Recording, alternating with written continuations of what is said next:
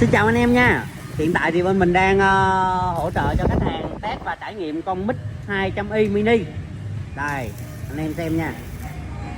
Đây là Mix không dùng khí nha anh em.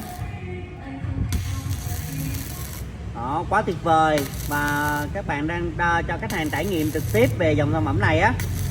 Nếu anh em nào cảm thấy rằng đang có nhu cầu quan tâm về một con máy hàng Mix có thể phục vụ cho nhu cầu làm việc, sử dụng gia đình, thì đây là dòng sản phẩm đáng để con anh em mình trải nghiệm nha. Anh em nào cảm thấy rằng đang có nhu cầu quan tâm về dòng sản phẩm này thì đặt hàng tại giỏ hàng bên tay trái với mình. Cảm ơn anh em ạ.